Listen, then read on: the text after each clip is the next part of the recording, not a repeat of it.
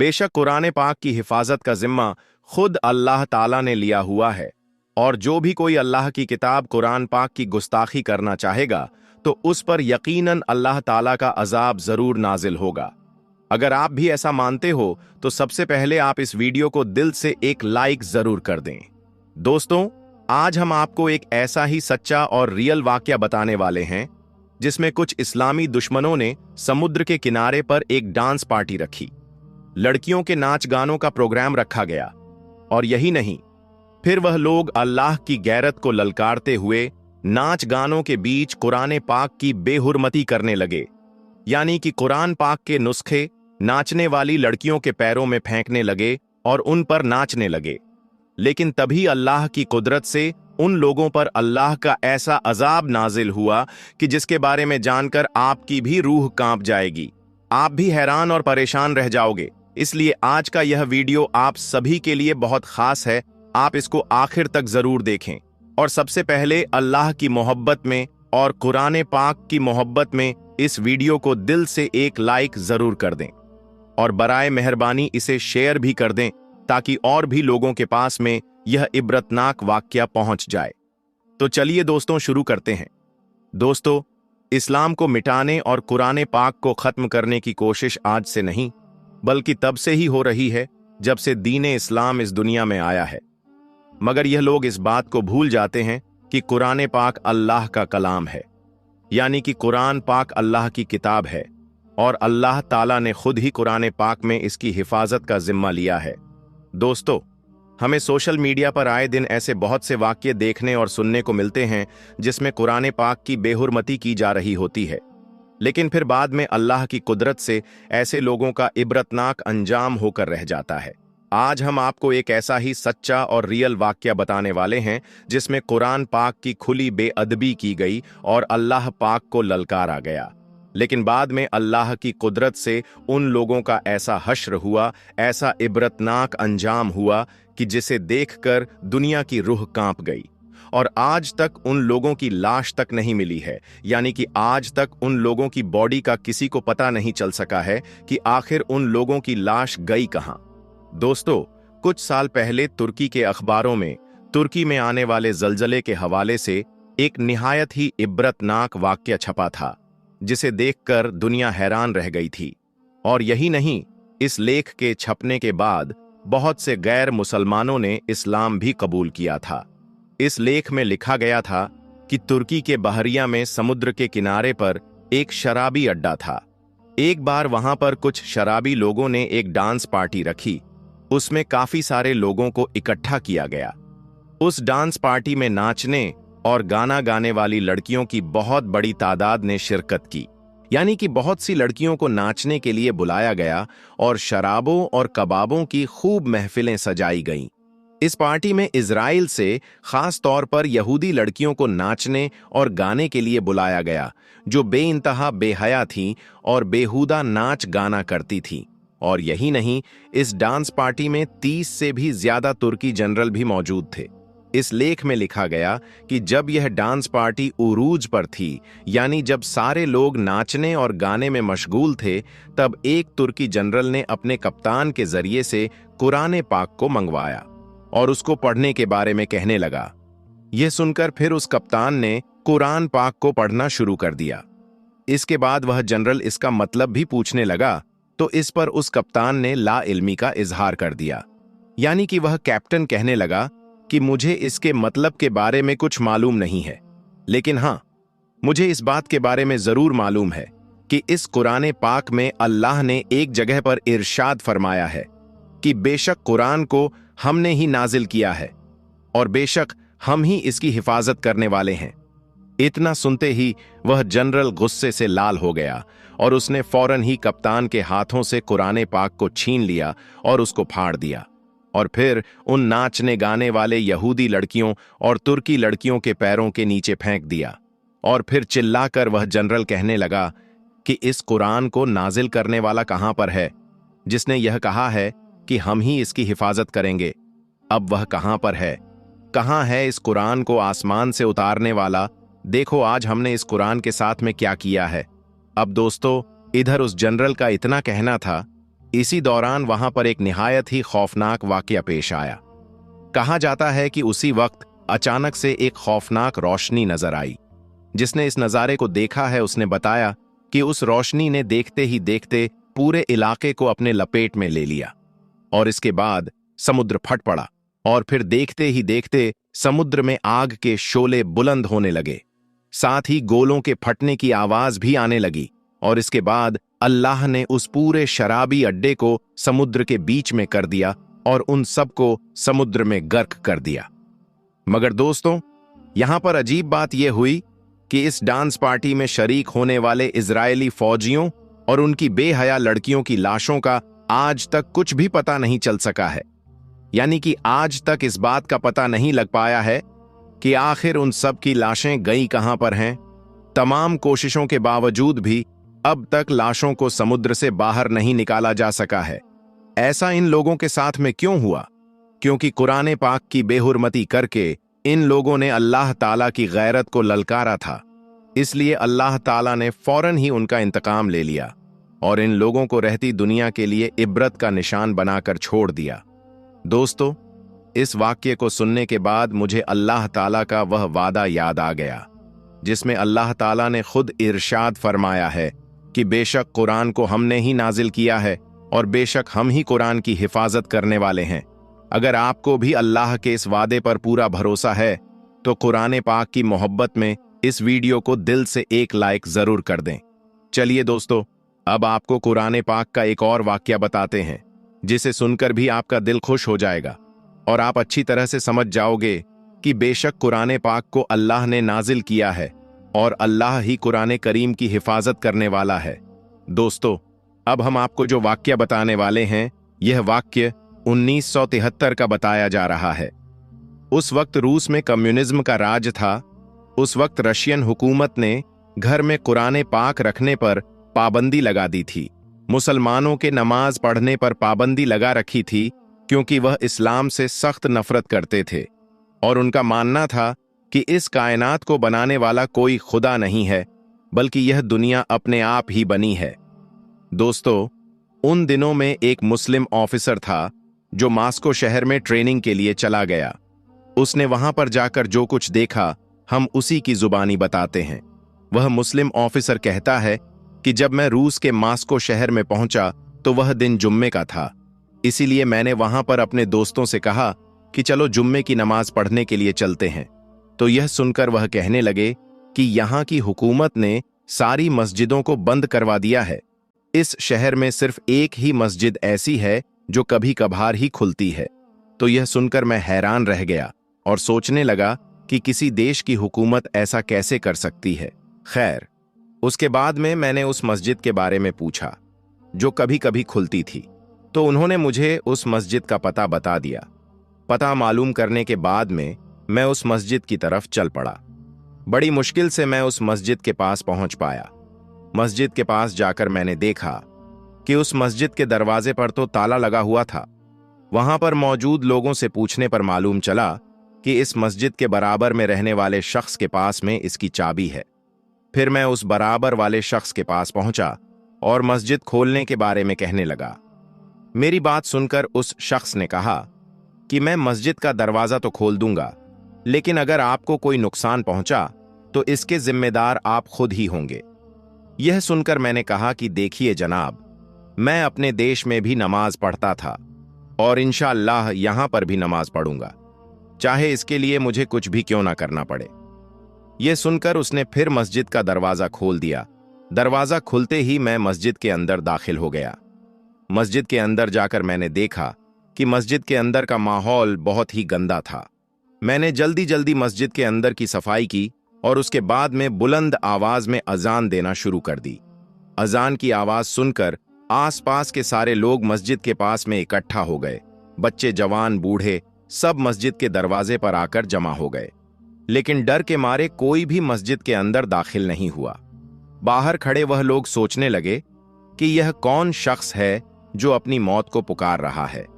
अब मैं मस्जिद के अंदर अकेला था, इसलिए फिर मैं जुम्मे की नमाज तो नहीं पढ़ पाया, मगर मैं जौहर की नमाज पढ़कर वापस मस्जिद से बाहर निकल गया। दोस्तों, वह ऑफिसर कहता है कि फिर जब मैं नमाज पढ़कर वहां से वापस आने लगा तो मुझे ऐसा लग रहा था जैसे मैं यहां पर कोई नमाज नहीं पढ़ी है, बल्कि कोई बहुत बड़ा जुर्म कर दिया है। वह लोग इस तरह से मुझको देखने लगे। खैर, उसके बाद में मैंने मस्जिद का दरवाजा वापस बंद किया और उस बराबर वाले शख्स को मस्जिद की चाबियां सौंपने के बाद में वापस चलने लगा। तो इतने में एक बच्चा मेरे पास आया और मुझसे अपने घर चलने की जिद करने लगा।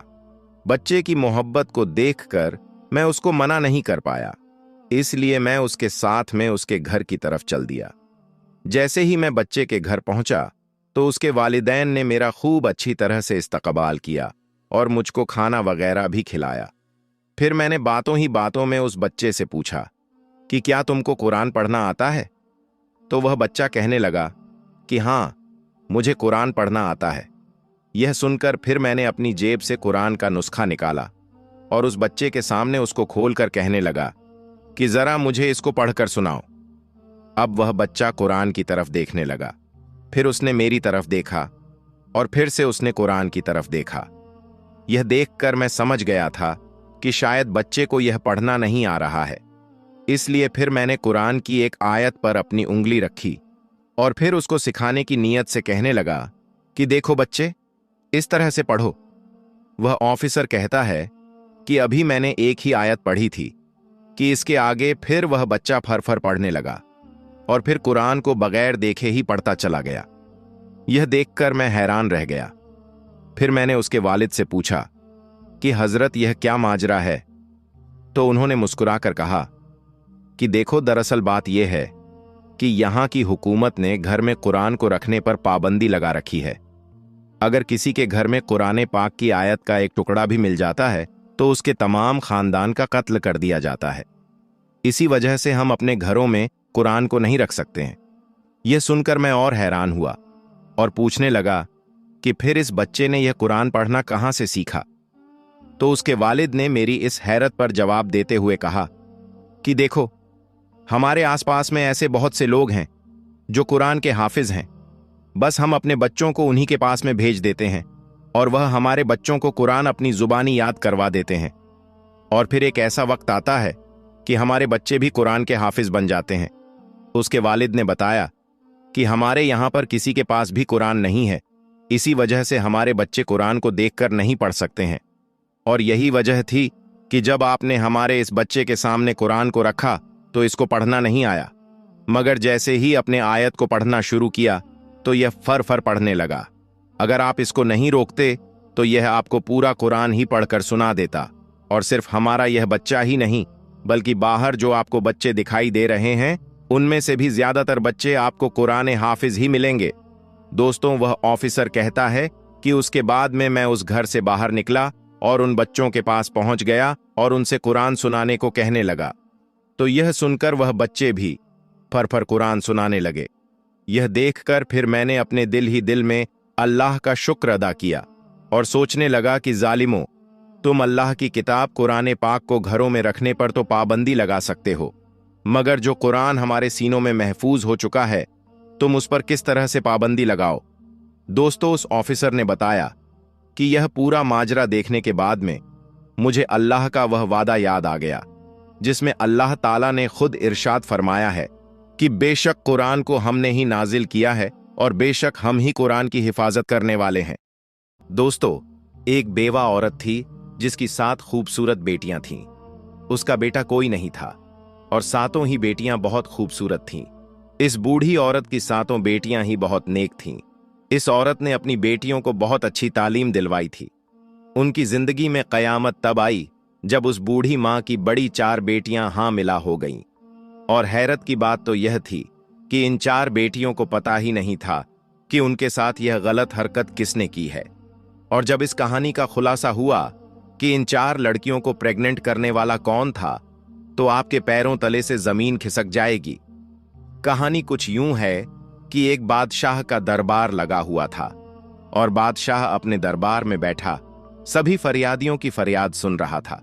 इन्हीं लोगों के बीच एक बूढ़ी औरत रोती हुई आई जिसके चेहरे पर उदासी छाई हुई थी। बादशाह बूढ़ी औरत के चेहरे की तरफ देखकर कहने लगा कि अम्मा, आपको क्या परेशानी है? इस बूढ़ी औरत ने दरबार में चारों तरफ देखा तो खामोश हो गई। वजीर गुस्से से बोला कि ए अम्मा, आप बताइए, आपकी परेशानी क्या है? आप इधर उधर क्या देख रही हैं? आप अपनी परेशानी बताइए ताकि हम इसका हल निकाल सकें। बूढ़ी औरत बादशाह से रोकर कहने लगी कि बादशाह सलामत, मेरा जो मसला है वो मैं सबके सामने नहीं बता सकती। मैं सिर्फ आप अकेले को ही बताऊंगी, क्योंकि मैं बेवा औरत हूं, मेरा कोई बेटा नहीं है और मैं अपनी 7 बेटियों के साथ अकेली रहती हूं। अगर मैं अपनी परेशानी सबके सामने आपको बताऊंगी तो मुझे डर है कि मेरी बेटियों को कल को कोई मसला ना हो जाए, कोई आधी रात को मेरे घर ना घुस आए। इसलिए मैं आपको अपनी परेशानी अकेले में ही बताना चाहती हूं। वह बादशाह काफी परेशान होकर सोचने लगा कि यहां इतने बड़े बड़े मसले लेकर लोग आए हैं और उन्होंने सबके सामने बताया है। आखिर इस औरत का ऐसा क्या मसला है कि यह औरत सबके सामने क्यों नहीं बताना चाहती? बादशाह बोला कि आप अपनी परेशानी मुझे बताइए, ये सारे आदमी मेरे भरोसे के आदमी हैं, आपको कोई भी नुकसान नहीं पहुंचाएगा। वह दुखी बूढ़ी औरत रोकर बोली, नहीं बादशाह सलामत नहीं, मैं आपको अकेले ही वह बात बताऊंगी। फिर बादशाह उठ खड़ा होता है और कहता है कि इस औरत को मेरे कमरे में लेकर आओ ताकि यह मुझे अपनी बात बता सके। अब 2 सिपाही उस बूढ़ी औरत को बादशाह के कमरे में ले जाते हैं। बूढ़ी औरत जब अंदर आती है तो बादशाह उसे कहता है कि ए अम्मा, अब बताइए कि आपकी क्या परेशानी है। वह बूढ़ी औरत बादशाह के कदमों में गिरकर रोने लग जाती है। बादशाह कहता है कि अम्मा, आप मुझे बताइए कि आखिर बात क्या है। मेरा दिल बैठ जा रहा है कि ऐसी कौन सी बात है जिसके लिए आपने मुझे अकेले बुलाया। मैं यह हरगिज बर्दाश्त नहीं कर सकता कि मेरी बादशाहत में कोई इतनी दुखी औरत हो, और आपका दुख जानकर आपके दुखों पर मरहम ना रखूं, ऐसा हो ही नहीं सकता। आप मुझे अपना दुख बताइए। वह बूढ़ी औरत रोकर कहने लगी, बादशाह सलामत, मैं एक बेवा औरत हूं। मेरे शौहर को वफात पाए अरसा गुजर चुका है और मेरा कोई बेटा नहीं है। मेरी 7 बेटियां हैं।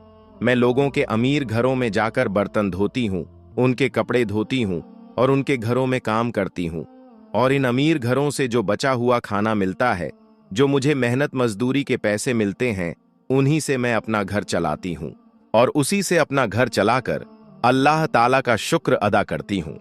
मैंने कभी किसी से कोई शिकवा नहीं किया कि मैं ऐसी गुर्बत की जिंदगी जी रही हूं। मेरी 7 बेटियां हैं, पर्देदार हैं। वह कभी भी घर से बाहर नहीं जाती और हमेशा अपने सरों पर दुपट्टा रखती हैं। मेरी जिंदगी ऐसी ही चल रही थी। एक मर्तबा मेरी बड़ी बेटी की तबीयत बहुत खराब हो जाती है। मैं अपनी बड़ी बेटी को डॉक्टर के पास लेकर जाती हूं। डॉक्टर कहता है कि तुम्हारी बेटी उम्मीद से है, तुम्हारी बेटी पेट से है। यह बात सुनकर मेरे पैरों से जमीन खिसक जाती है कि मेरी बड़ी की तो शादी भी नहीं हुई, तो यह हामिला कैसे हो गई। मैं जब अपनी बेटी को घर लेकर आई तो उसे मारने पीटने लगी कि बताओ किसके साथ तुमने यह मुंह काला किया है और यह बच्चा किसका है। जब मैं अपनी बेटी को काफी मारा तो मेरी बड़ी बेटी रोने लगी और मेरे आगे हाथ जोड़ने लगी और कहने लगी, ए अम्मा, मैं नहीं जानती कि यह बच्चा किसका है। ए मेरी प्यारी अम्मा, मुझ पर यकीन करो, मैंने कभी किसी के साथ बात तक नहीं की, कभी घर से अकेली बाहर नहीं गई, मैंने कभी किसी के साथ आंख नहीं मिलाई। ए मेरी अम्मा, मुझे नहीं पता कि यह बच्चा मेरे पेट में कैसे आया है। वह बूढ़ी औरत अपनी बेटी पर यकीन कर लेती है और कहती हैं कि बादशाह सलामत, मैंने इस बेटी को पैदा किया था। मुझे पता चल चुका था कि मेरी बेटी झूठ नहीं बोल रही, और उसके कुछ दिनों बाद तो मुझे पक्का यकीन हो गया था कि मेरी बेटी झूठ नहीं कह रही। वह बूढ़ी औरत बादशाह को वाकया सुनते हुए रोने लगी, कहने लगी कि बादशाह सलामत, हमने इस बात पर सब्र कर लिया। फिर मेरी बड़ी बेटी ने 9 माह बाद एक बेटे को जन्म दिया और हमने मारे मजबूरी के इस बच्चे की परवरिश करनी शुरू कर दी। इसके 2-3 माह बाद फिर मेरी छोटी बेटी हामिला हो गई। जब मैंने उसको डॉक्टर के पास ले जाकर दिखाया तो डॉक्टर ने कहा कि आपकी यह बेटी भी पेट से है। डॉक्टर की यह बात सुनकर मेरे दिल को दूसरा झटका लगा। मैं सोचने लगी कि मेरी बेटियों के साथ यह सब कौन कर रहा है। हमारे घर पर भी कोई नहीं आता है और मेरी बेटियां बाहर भी नहीं जाती हैं। मैंने अपना वाकया अल्लाह पर छोड़ दिया कि ए अल्लाह, मुझे इस बात का पता चल जाए कि मेरी बेटियों के साथ यह गंदी हरकत कौन कर रहा है। मेरी दूसरी बेटी ने भी एक बच्चे को पैदा किया। उसके बाद मेरी तीसरी बेटी भी उम्मीद से हो गई, और फिर मेरी चौथी बेटी जो 14 साल की थी वह भी पेट से हो गई। मैं तो लुट गई, बर्बाद हो गई। मुझे तो कुछ पता नहीं चल रहा था कि मेरे घर पर यह क्या हो रहा है। इस दुखी मां का यह वाक्य सुनकर राजा हक्का बक्का हो जाता है कि यह कैसा वाक्य सुना रही है। बूढ़ी औरत अपनी कहानी सुनाकर बादशाह के पांव पकड़ लेती है कि ए बादशाह सलामत, मुझे इंसाफ चाहिए। मुझे पता करना है कि मेरी बेटियों के साथ यह गलत हरकत कौन कर रहा है। बादशाह सलामत, मेरी बेटियों के मुजरिम को आप पकड़ें। मैंने बहुत ढूंढने की कोशिश की, लेकिन मुझे पता नहीं चला कि वह इंसान कब हमारे घर आता है।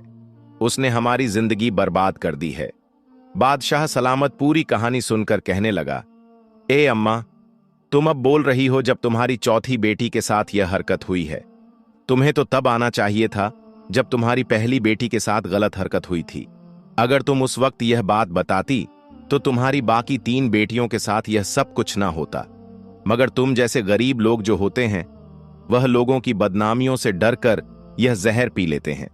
फिर वही जहर तुम्हारे अंदर काटता रहता है, और जब बात तुम्हारी बर्दाश्त से बाहर हो जाती है, फिर तुम लोग आकर बताते हो कि यह मसला हो गया है। और अम्मा, तुम भी उन लोगों में से हो जो अब आई हो। वह बूढ़ी औरत अपनी गलती तस्लीम करती है कि मुझे पहले आना चाहिए था, लेकिन अब मैं आ चुकी हूं। जो कुछ हो गया सो हो गया, लेकिन अब मेरी बेटियों के मुजरिम का पता लगना चाहिए कि वह कौन है। बादशाह सलामत बहुत ही नेक दिल और मेहरबान थे। कहने लगे कि अम्मा, अब तुम घर जाओ। अब यह परेशानी तुम्हारी नहीं है, अब यह परेशानी मेरी है, और मुझसे बर्दाश्त नहीं होता कि मेरी सल्तनत में कोई औरत इतनी दुखी हो। कोई दरिंदा गरीब औरत पर जुल्म कर रहा है, और मैं चैन की नींद सो लूं तो मेरे बादशाह होने पर लानत है। इसलिए आप अपने घर जाइए, अब यह परेशानी मेरी है। वह बूढ़ी औरत वहां से खामोशी से अपनी चादर लपेटे हुए वहां से बाहर आ गई और अपने घर चली गई। अब बादशाह सलामत वहां से निकलकर वापस आकर बैठ गए और बाकी तमाम लोगों के मसाइल सुनने लगे। लेकिन बादशाह का ध्यान उसी औरत की तरफ था कि उस औरत को इंसाफ मिलना चाहिए। बादशाह लोगों के मसाइल सुनकर जब फ्री होता है तो वह अपने कमरे में वजीर को बुलाता है। वजीर जब बादशाह के चेहरे पर आई परेशानी देखता है तो वह पूछता है कि ऐसी कौन सी बात कर गई है वह बूढ़ी औरत जिसकी वजह से आप इतने परेशान हो गए हैं। बादशाह कहने लगा कि मेरी सल्तनत में ऐसे ऐसे लोग हैं जो इतना बड़ा गुनाह करते हैं और यह भी नहीं सोचते कि उनका गुनाह जब हमारे सामने खुलेगा तो हम उन्हें सख्त सजा देंगे। वजीर भी परेशान होकर बोला कि बादशाह सलामत, बता दीजिए कि क्या मामला है। फिर बादशाह सलामत इस वजीर को सारा वाकया बता देता है और कहता है कि कोई दरिंदा है जो इस औरत के घर पर दीमक की तरह लग गया है, और इस दरिंदे शख्स का इतना मन बढ़ चुका है कि वह इस बेवा औरत की 4 बेटियों को इस दरिंदे ने हामिला कर दिया है, और इस बूढ़ी औरत की 3 बेटियों को बच्चे भी पैदा हो चुके हैं, और छोटी बेटी इसकी हामिला है। इस बूढ़ी औरत की बाकी 3 बेटियों की इज्जत को भी खतरा है। हमें पता लगाना होगा कि इस बूढ़ी औरत के घर कौन आता है, किस वक्त आता है। इसके बाद बादशाह सलामत और वजीर सोचने लग जाते हैं कि इस बात का कैसे पता लगाया जाए। थोड़ी देर बाद वजीर कहता है कि ए बादशाह सलामत, मेरे मन में एक तरकीब आई है। बादशाह कहता है कि जल्दी बताओ, कौन सी तरकीब है। वजीर कहता है कि ए बादशाह सलामत, दीवारों के भी कान होते हैं, इसीलिए मैं आपके कान में यह बात बताऊंगा। तो वजीर बादशाह सलामत के कान में कुछ कह देता है, यानी कोई तरकीब बताता है जो बादशाह सलामत को भी पसंद आ जाती है। इसके बाद वह वजीर एक बकरी लेकर इस औरत के घर पर चला जाता है। रात के तकरीबन 9 बज रहे होते हैं। वजीर इस बूढ़ी औरत के घर चला आता है। बूढ़ी औरत वजीर को देखकर कहती है कि ए वजीर, आप इस वक्त मेरे घर पर क्या कर रहे हैं। वजीर बोला कि जो परेशानी आप बादशाह सलामत को बात कर आई है, इस बात से बादशाह सलामत बहुत ही परेशान है। बूढ़ी औरत बोली कि आपके हाथ में यह जो बकरी है, आप इसका क्या करोगे। वजीर बोला कि आप मुझे अपने घर के अंदर आने दीजिए, इसके बाद मैं आपको बताऊंगा कि मैं क्या करना है। अंदर आकर वजीर बूढ़ी औरत से कहने लगा कि आज हम इस बकरी का चारा बनाकर उस दरिंदे को खिलाएंगे। बस तुम लोग कुछ भी मत बोलना और चुप करके देखते रहना कि वह दरिंदा कैसे पकड़ा जाएगा। इसलिए आप तमाम लोग आराम से सो जाएगा। अगर हमारा यह काम कामयाब हो गया तो पता चल जाएगा वह दरिंदा कौन है। इसके बाद वजीर इस बकरी को लेकर घर की छत पर चला जाता है और घर की छत पर इस बकरी को बंद देता है और फिर चुपके से इस घर से बाहर चला जाता है। और वजीर जाते हुए इस बूढ़ी औरत और उसकी बेटियों से कहता है कि आप लोग आराम से सो जाएगा। ये मत सोचिए कि आप लोगों को किसी तरह का कोई नुकसान पहुंचेगा। और वजीर 2 सिपाहियों को बोल देता है कि इस बूढ़ी औरत के घर के आसपास पहरा लगाओ। वजीर बूढ़ी औरत और उन लड़कियों को तमाम बातें समझा देता है कि तुम्हारे घर में ऐसी कोई भी आवाज नहीं आनी चाहिए जिससे पता चल जाए कि हमने जाल बिछाया हुआ है। उसके बाद वजीर बादशाह के पास महल में चला जाता है। बादशाह इस बात को लेकर काफी परेशान होता है। बादशाह वजीर से कहता है कि ए वजीर, तुमने इस बकरी को वैसे ही पहुंचा दिया है ना जैसे हम चाहते थे? तो वजीर बोला कि जी बादशाह सलामत, मैंने उस बकरी को वहीं पर बांध दिया है और अपने मकसद के मुताबिक मैं सारा काम कराया हूं। वजीर कहने लगा कि ए बादशाह सलामत, अब आप भी सो जाइए। बादशाह कहने लगा कि मैं कैसे सो सकता हूं? वह मजलूम औरतें हैं, उन पर जुल्म हो रहा है। मुझे उस वक्त तक नींद नहीं आएगी जब तक मैं उस जालिम शख्स को पकड़ के उसकी सजा ना दे दूं। बहरहाल जब आधी रात का वक्त आता है तो उस बूढ़ी औरत के घर के आसपास एक साया सा लहराता है। वह शख्स घर की छत पर आता है और छत में से वह सहन में आ जाता है। बकरी ने छत पर जब किसी शख्स को देखा तो बकरी एकदम से चिल्लाने लगी। उस समय आधी रात का वक्त हो चुका था। हर तरफ सन्नाटा छाया हुआ था और आधी रात को बकरी की आवाज दूर दूर तक गूंज रही थी। जो सिपाही छुपाकर पहरा दे रहे थे, उन लोगों को जब बकरी की आवाज सुनाई दी तो उन लोगों को पता चल गया कि घर में कोई दाखिल हो चुका है। और इस बकरी को छत पर बांधने का मकसद यही था कि इस घर में जो कोई शख्स भी आएगा, बकरी उसको देखेगी और बोलने लगेगी। बकरी की आवाज सुनकर सिपाही चौकन्ना हो जाएंगे। जब वह शख्स घर के कमरे में आया तो सिपाहियों को भी बकरी के बोलने से पता चल गया और बाकी इन बुढ़िया औरत और उसकी बेटियों को भी पता चल गया कि बकरी बोल रही है। इसका मतलब है कि घर में कोई घुस आया है, तो वह भी चौकन्ना हो जाती है। बकरी की आवाज सुनकर सिपाहियों को भी पता चल जाता है और सिपाही घर के अंदर दाखिल हो जाते हैं। जब आने वाले शख्स ने घर में सबको जागते हुए देखा तो वह पीछे की तरफ भागने लग जाता है और पीछे से वो 2 सिपाही आकर उस आदमी को पकड़ लेते हैं। उस आदमी ने अपने चेहरे पर काला कपड़ा लपेटा हुआ था ताकि इस आदमी को कोई पहचान ना सके। जब इन सिपाहियों ने इस आदमी के चेहरे से कपड़ा हटाया तो वो बूढ़ी औरत और उसकी बेटियां हैरान हो गईं। आखिरकार सुबह हो गई। बादशाह का दरबार लगा हुआ था और वह आदमी घुटने टेक कर बादशाह के सामने बैठा हुआ था।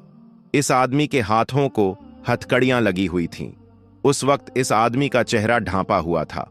फिर वह बूढ़ी औरत और उसकी बाकी 7 बेटियां भी आ जाती हैं। बादशाह सलामत बाकी तमाम लोगों को बाहर भेज देते हैं। अब सिर्फ वह मुजरिम, बादशाह सलामत और वजीर और बूढ़ी औरत और उसकी 7 बेटियां वहां पर मौजूद थीं।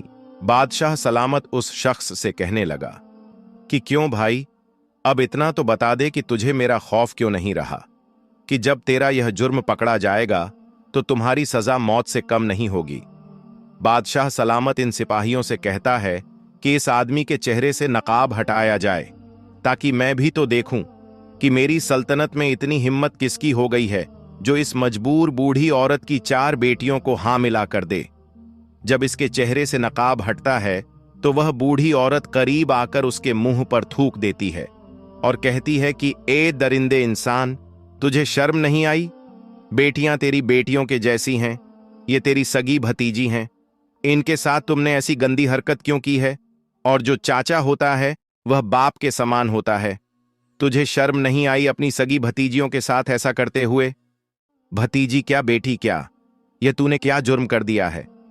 बूढ़ी औरत अपने देवर के चेहरे पर थप्पड़ मारती है और बादशाह गुस्से से कहता है कि अगर कोई गैर होता तो हम समझते, लेकिन तुम तो सगे चाचा हो, बाप की तरह हो, तुम्हें शर्म नहीं आई? तुम्हें गैरत नहीं आई? अरे चाचा, जब उनके बाप इस दुनिया में नहीं थे तो चाचा की जिम्मेदारी थी कि अपनी भतीजियों का ख्याल करता, उनके रिश्तों की फिक्र करता, और तुम चाचा ही डाकू बने रहे। इसके बाद भी वह शख्स कहने लगा कि ए बादशाह सलामत, मैं इन लड़कियों का चाचा हूं, यह हमारे घर का मामला है, आप हमारे घर के मामले से दूर रहें। बादशाह सलामत अपनी तलवार निकालकर उसके सर के ऊपर रख देता है और कहता है कि सच सच बताओ, तुमने ऐसा क्यों किया। तब उसे शख्स के चेहरे पर खौफ आता है और वह बताता है कि ए बादशाह, हम दो भाई थे, मेरा भाई मुझसे बड़ा था, मेरे भाई की तो शादी हो गई, उस वक्त मेरी शादी नहीं हुई थी। मेरा बड़ा भाई मुझसे बहुत मोहब्बत करता था, मेरी बहुत फिक्र करता था, क्योंकि मैं उसका छोटा भाई था। लेकिन जब मेरे बड़े भाई की शादी हुई और उसकी बेटियां हुईं, उसके सर पर तमाम जिम्मेदारी आ पड़ी, तो मेरे भाई का ध्यान मुझसे कम हो गया और अपने घर वालों पर ज्यादा हो गया, और तब मेरे भाई का ध्यान मुझ में से हटने लगा और अब वह सारा ध्यान अपनी बीवी और बेटियों पर देता था। मेरे दिल में मेरे भाई के लिए नफरत पैदा होती गई कि मेरा भाई ऐसा क्यों करता है, और भाई से नफरत करने के नतीजे में मैं अपनी भाभी और भतीजी से भी नफरत करने लगा। इसके बाद मेरा भाई वफात आ गया। जब मेरे बड़े भाई की बड़ी बेटी जवान हुई तो वह बहुत ही खूबसूरत थी। मेरा दिल इस पर आने लगा। मेरी नीयत जब खराब होने लगी तो मैंने अपनी भाभी से कहा कि आप अपनी बड़ी बेटी की शादी कर दें, लेकिन भाभी ने मेरी बात ना सुनी। मेरी भतीजी जवान थी, उनकी शादियां नहीं हो रही थीं, खूबसूरत भी थी। जब मैं अपनी भतीजियों को देखता था तो मेरे दिल में गंदगी पैदा हो जाती थी। मेरा दिल मुझे मजबूर करता था कि मेरी खूबसूरत भतीजी है, यह बाहर जाएंगी, इनकी शादियां होंगी, तो मैं खुद ही उनके साथ यह गलत हरकत कर लूं। इसके बाद मेरे दिल में शैतान पैदा हो गया। मैं एक हकीम के पास गया और उससे कहा कि मुझे कोई ऐसी जड़ी बूटियां दो जिसे सूंघने के बाद तमाम लोग सो जाएं और सो जाने के बाद कोई भी हरकत ना कर सके।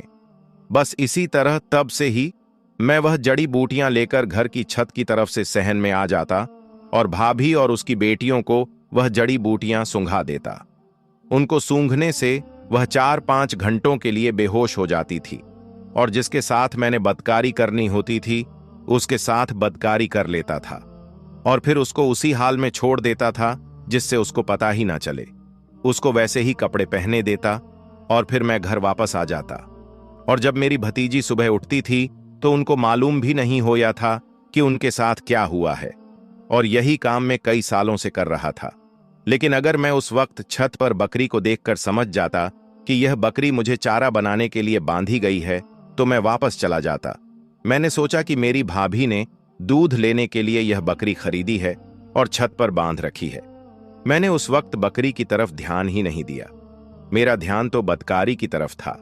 इसके बाद जब वह शख्स अपना सारा गुनाह मान लेता है, अपना जुर्म तस्लीम कर लेता है, तो बादशाह सलामत वजीर को इशारा करता है। वजीर अपनी तलवार निकालकर उस शख्स का सर उसके धड़ से अलग कर देता है, जिसके बाद उसका जिस्म थोड़ी देर के लिए तड़पता है और फिर सजा के तौर पर ठंडा हो जाता है। इस तरह इस दरिंदे शख्स को, इस जालिम चाचा को सजा मिल जाती है।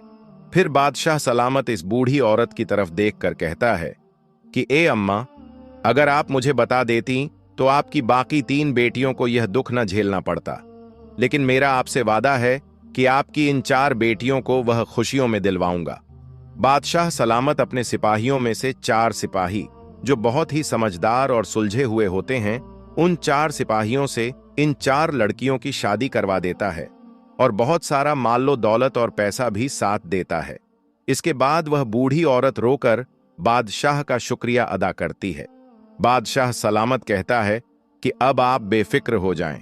जब आपकी बाकी 3 बेटियां जवान हो जाएंगी तो आप मुझे बता दीजिएगा, मैं उनके लिए भी कोई अच्छा सा लड़का देखकर उनका रिश्ता करवा दूंगा। तो दोस्तों, यह थी एक इंसाफ पसंद बादशाह की कहानी और ऐसे दरिंदे चाचा की कहानी जो चाचा बाप की तरह होता है। इस कहानी से एक सबक भी सीखने को मिलता है कि अगर किसी पर किसी तरह का भी कोई जुर्म हो रहा है, कोई मजलूम है, तो उसको अपने हक के लिए आवाज उठानी चाहिए। अगर वह शख्स कमजोर रहेगा और बाकी दुनिया वालों के डर से खामोश रहेगा तो दुनिया उसको नोच कर खा जाएगी।